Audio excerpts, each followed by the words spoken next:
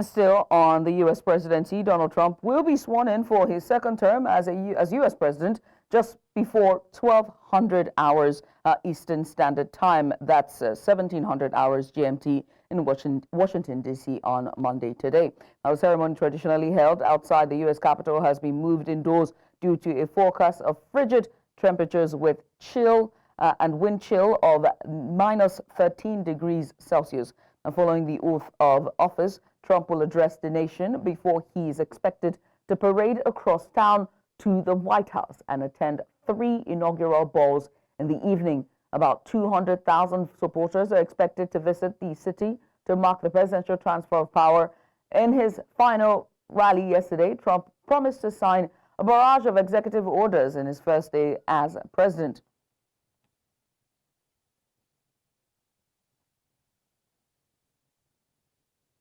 And for more on this, I'm joined by international correspondent Afia Hagen. Afia, many thanks for joining us. We appreciate you for doing this with us. I mean, let's just start. What's the latest on the preparations for Donald Trump's second inauguration?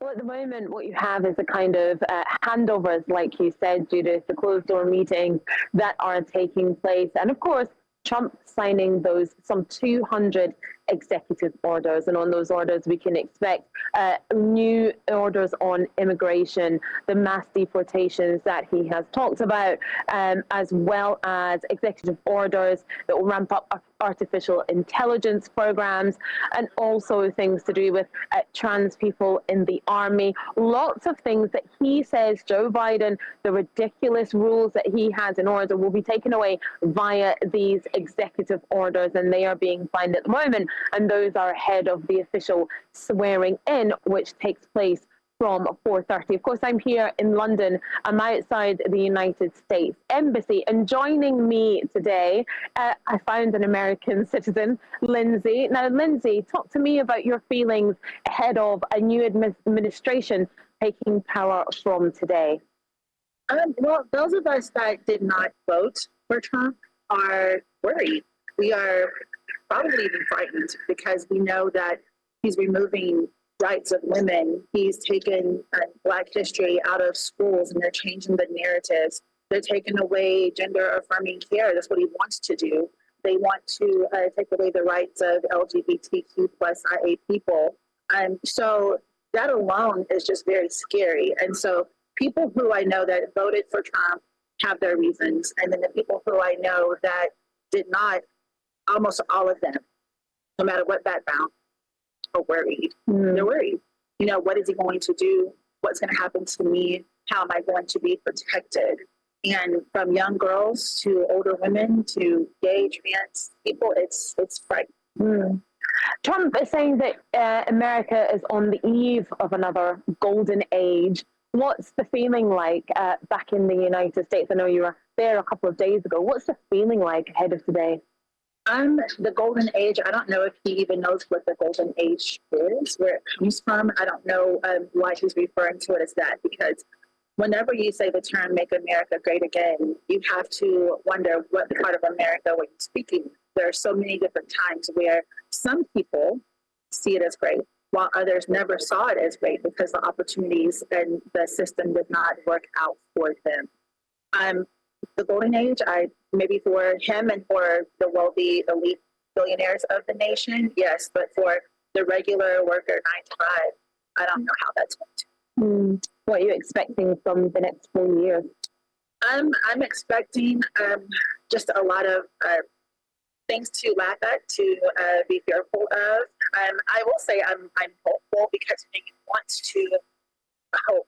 You don't want to ever lose hope. So you want to believe that there'll be some good somewhere. So that way, maybe things will be okay.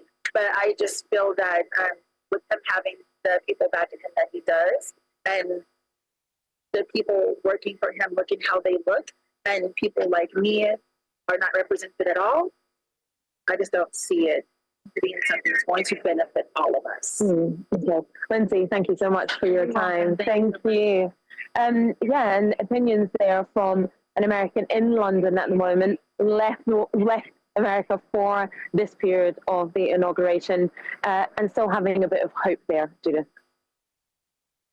And we just saw the vice president, outgoing and incoming vice presidents, go in with their spouses into that closed door session, which would be a lot of briefings, a lot of handing over, and just making sure continuum continues. But one thing that I would like for us to discuss very quickly is that J.D. Vance will now become the head of the Senate, right? He's going to be the president of the Senate, and this is where legislation will take. And Trump, during his run to the White House and now being sworn in, he's made a number of statements when it comes to what he'd like to see in terms of law and legislation.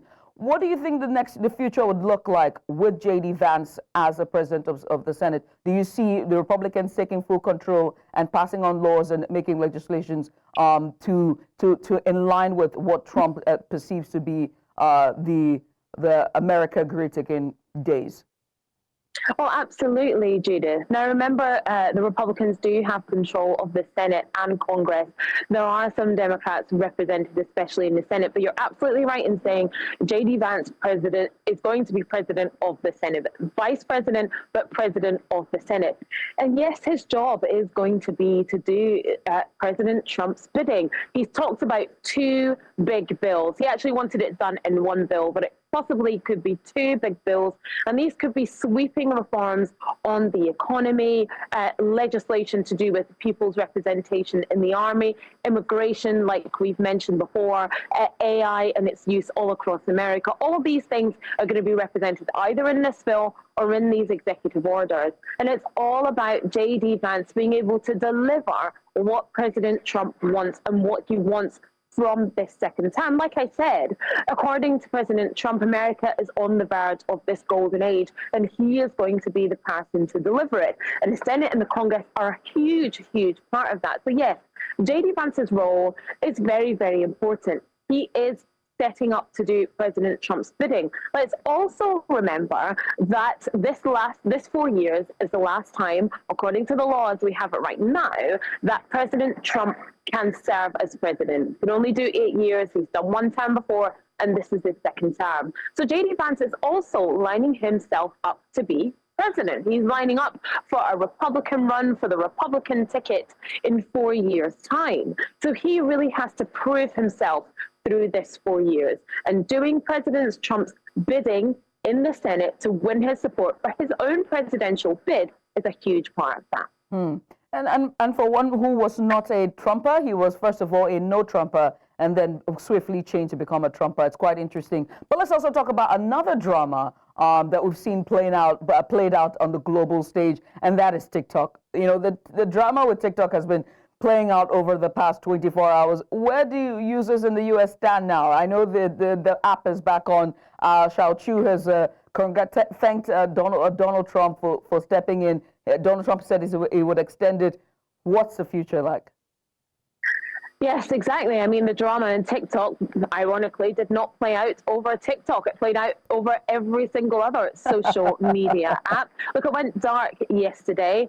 It was thought that that was essentially a bit of drama leading up to the inauguration. The app was back online last night in the United States. Remember, still available all around the world.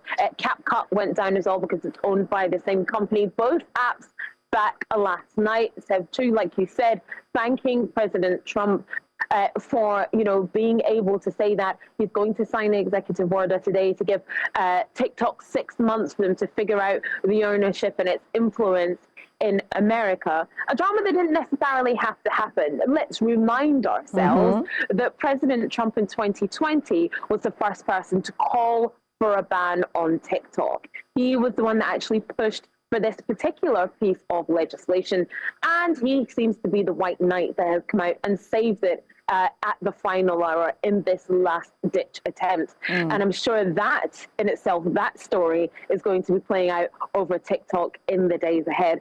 Sabchu is going to be actually attending the inauguration today, which is notable, and we'll see what happens with the ownership of TikTok over the next 6 months. I was about to say Trump. I gotta tell you this, right? Elon Musk, Mark Zuckerberg, and now Shao Chu, all three of them to Trump. Let's see how it plays out. It's going to be an interesting 4 years, and I'm glad to be in this seat and just covering it with you. Afia Hagen, our international correspondent all the way from the UK, London there. Afia, many thanks.